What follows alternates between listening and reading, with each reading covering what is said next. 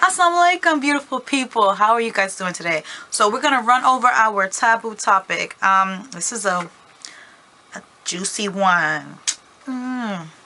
Okay, so this topic, I try to come up with things that are, again, really things that we don't discuss, especially in the Muslim community, because we have this facade, I would call it, facade of modesty, or just everything's in some aspects with certain groups of people in our community are just taboo, like everything to talk about. Like, but the truth is, there are certain things that need to be talked about, of course, that need to be addressed, and further addressed with the scholars and the Islamic leaders. That's the best way. But this is just a touch on a topic that I've seen become an issue, because alhamdulillah, we have a lot more women and men working, and they're working together, and alhamdulillah, in America we have a lot of educated sisters, and that's really good to see. We have a lot of educated brothers that are going for their goals, and that's beautiful to see.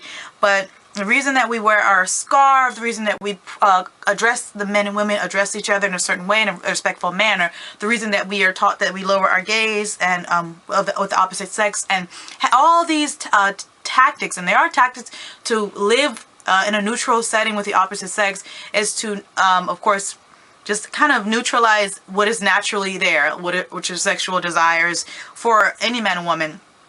So our topic today is workplace relationships, and so we're talking about married and non-married relationships that are getting very inappropriate, like for married and non-married couples who are going into the workplace or to their school, or university, and they have someone there that they're just like slowly having feelings for or falling for, because that person is probably funny, or they understand them a certain way, or they're just someone that they're around a lot.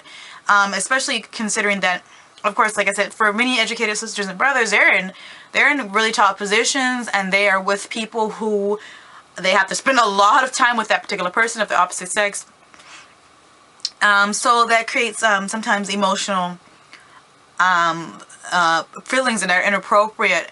And when I say inappropriate, I mean because in Islam we believe that even if you're not married, we are always kind of married in a sense, because God has ordained our spouse for us. We will meet our spouse when we meet our spouse. We try to keep a level of decency and modesty between again the sexes, and between ourselves and how we want to be in relationship with us. And every time you just do something that your boss doesn't like, eventually your boss will fire you. Well, God is not necessarily going to fire you, but we want to be on the best standing with God in a moral sense, and also feel good about ourselves. We don't want every time we work with someone for 3 to 5 years to have these habits. And some people get addicted to these habits of actually being infatuated with coworkers, and going as far as sleeping with a coworker, and they're just constantly doing that and creating this turmoil throughout their life, and screwing up other people's lives in the process, because they can't control working with someone and having these type of emotions.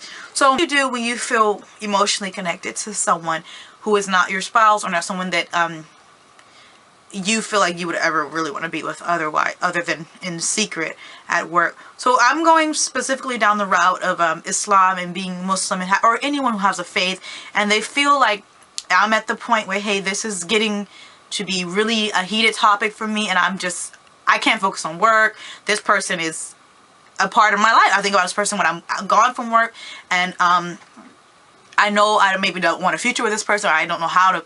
This person may not be on the same faith as me. This person may be married. This happens, or such and such. But I have strong feelings for this person. So the first step I want you to take is, of course, we always talk about, again, education and self-consciousness and realization.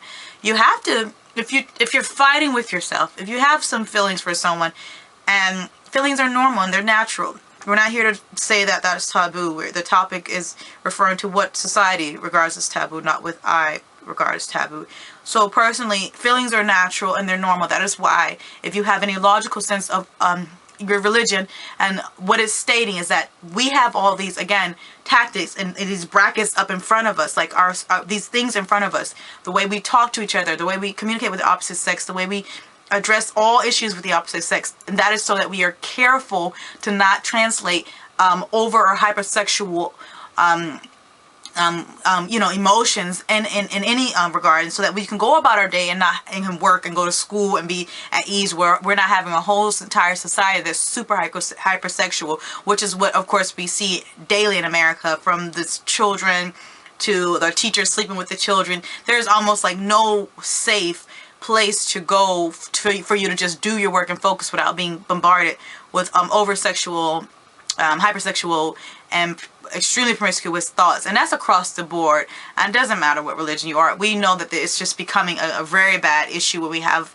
everything from pedophilia to excessive amount of cheating in our society. We have very respected people, Muslim and non-Muslim, who have cheated or have done certain things. Allah forgive them, but this is becoming a norm. And so you have to understand that the first thing is that you have to identify that, okay, I have emotions for that person. And the reason I say you have to identify it, as hard as it may be, is of course they say the first step is to really accept something. And the reason is, if you ever see these cliche movies where someone's about to get into that type of lifestyle of cheating or doing some kind of fitna, these shows will always show how one person is kind of daft to the idea. They're like, oh, well, I don't really like that person. I don't really like that person. And they're in a room together alone in the middle of the night, get locked in the elevator, and something happens. It's because the person is seeing that, hey, you have an attraction to me, and they are just putting it off in their mind like, no, you're not really what I want. Just because maybe the person doesn't fit their social needs or economic needs, but they have a sexual and a physical need, and they want that person. So you have to be careful, because that again is so dangerous. Because if someone doesn't fit into 90% of your life, but sexually that's the 10% they fit into, Islam is so beautiful the way it does. We have a respect level, I said, for each other, is that you're not going to take that human. That's a human being. And what it's stating, that all these tactics of modesty and such is that a human being, once you take a human being physically, you have to take all of them. And that's where it comes to the society throws, where we are trying to wait until we are married to be sexually active. And this is where I think America has lost so much of our core values. Is not everyone's made to wait, I believe that, but they should have higher standards before they're constantly intimate with someone. Because again, there's no such thing, scientifically it's been proven, spiritually on any level, that you can just mate with a person and just leave them there and you're never going to have a feeling for them again. That doesn't work. We can see that in every single Drake song. Okay, so after you identify your feelings, you need to definitely stand up and call to the one and only that can help you. No, don't call Aisha and brother so-and-so. No, you call God, okay? No, just hang up the phone. Get off Facebook. Get off Facebook. Drama. Don't start talking to your girlfriend and this. You don't even call your mama on this one, baby. No, you don't call your mama on this one. Don't do that. Stand up. It's okay. Allah's there. God is there for you. These are normal things. When you're stuck with a social stigma in your mind that this is not, I'm a bad person, and we talk about the negative self-talk. Watch it. Watch the way the devil comes, the shaitan comes in your brain when you're doing something like this. When you have emotions, you have not even inappropriate touched the person, you haven't said anything inappropriate to the coworker, but all of a sudden you're guilty and you're just trashing yourself in your mind. You have to identify these things so that when it comes time for you to maybe fight back or just pull yourself away from the situation, that you have some kind of strength. And so call on God. Talk about your lust, the sin of maybe what you have done that maybe has been really inappropriate. And then what follows these type of actions, we always see that someone in this type of relationships is going to end up very depressed, because you're not just in many companies. You can't even have a relationship with the person that, certain kind of relationship with the person, maybe your boss, and maybe someone of authority. You can't have these sometimes inappropriate relationships. So let it escalate. Someone has to quit. Someone has to get in trouble. That person that you're involved with, if you're going beyond the social level or having a crush, you're physically involved with, maybe physically involved with someone else at your job and such and such. So these things go on, and they cause a lot of depression. So definitely call on God and get that release you know, take out all of the regret and all these ideas of depression and self-badgery and the sin. We always think our sin is greater than what God can do with our sin. No, it's not. Let it go. Next thing is you have to stand up and clearly stand up and have a firm moral compass and say, I'm going to gain back my modesty. We talk about modesty. That has nothing to do with your clothing. That has a very small amount to do with your clothing, and a lot to do with what happens when something is wrong in your life, and there's something that you have done that's a sin, something that you have done that is truly, you just feel like, this is not who I am. It's not who I want to live and die as. This is my story. This is my legacy, and I've tainted it. I've thrown something in there that I don't want. You don't want to be the work hussy, for example. You don't want to be that person. You don't want to be the guy who gets married finally and has a whole line of girls talking to his wife on Facebook and saying your husband did this and that and he's not a good guy. Most of us don't want to be that person, but we don't know how to get past that. So you have to take a clear standing and understand that you need to have some reality checks, basically, and get into yourself, you know, dig in there. And the way you do that is you have to look at, again, some people you look up to. You can always reach out to Fashion by Faith. We're here to talk. But get with some people who have a healthy marriage. That's a big part of our culture. Again, in America, in a modern society, the marriages are like, you know, they're cheating while they're married. But get it with some people who you think are really a positive role model for marriage, or a higher goal or relationship goal, who are up there, who have a good communication. Because that's going to show you that, hey, these people are doing, you know, this is a real relationship, basically. This is quality and premium relationship over there. That's, yeah. No Kim, no Kanye. Okay, no. Okay, so the next thing you want to do is you want to remove yourself. And this is the hardest thing. Anyone would tell you, you ever seen a fat piece of cake and you're hungry, you want that cake? Remove yourself from temptation. If you have to remove yourself from temptation, you need to remove yourself from temptation.